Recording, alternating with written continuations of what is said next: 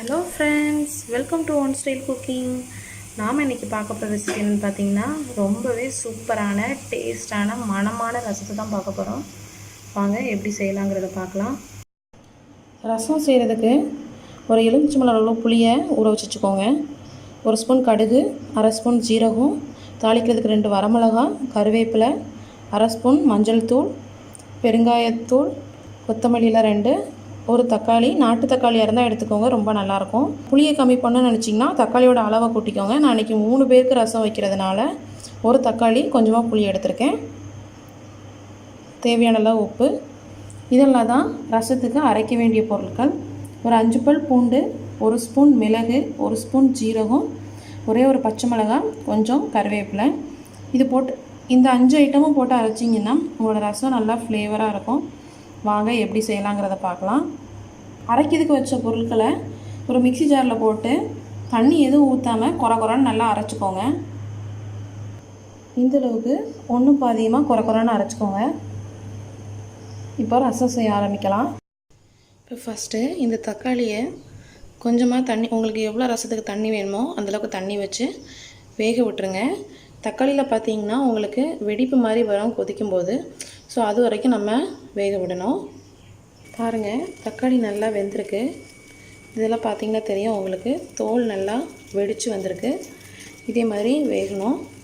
இப்படி வேக வச்சோம்னா தக்காளியோட பச்சை வாசனை ரொம்ப இருக்காது, நல்லா ரசம் டேஸ்ட்டாகவும் இருக்கும். இப்போ அடுப்பை ஆஃப் பண்ணிடலாம். இது இப்போது ஆறுனா தான் நம்ம தக்காளியோடு சேர்த்து பிசைஞ்சிடலாம். இப்போ நம்ம தக்காளி வேக வச்சது ஆறிடுச்சு. இது நல்லா மேஷ் பண்ணிக்கோங்க.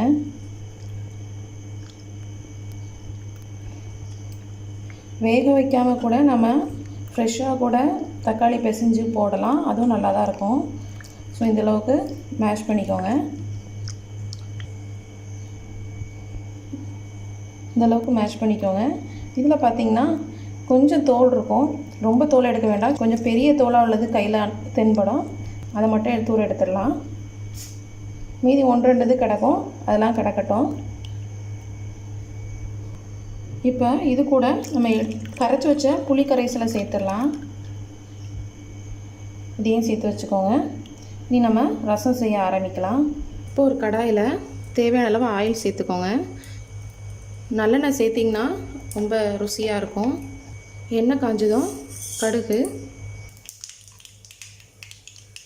பொரிஞ்சதும் சீரகம் சேர்த்துடலாம். கூடவே நம்ம எடுத்து வச்சுருக்க 2 வரமிளகாவையும் சேர்த்துக்கோங்க. கருவேப்பிலை,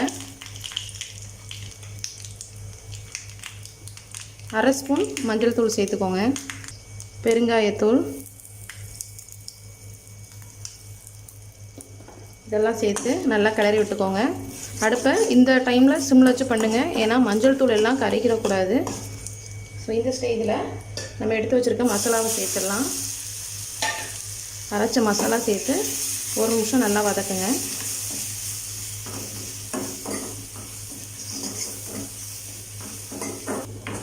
இந்த மசாலா நல்லா வதங்கணும்.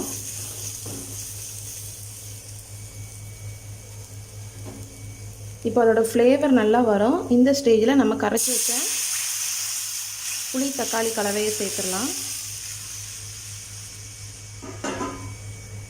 இதெல்லாம் சேர்த்து நல்லா கிளறி விட்டுக்கோங்க. தேவையான அளவு உப்பு சேர்த்துக்கோங்க.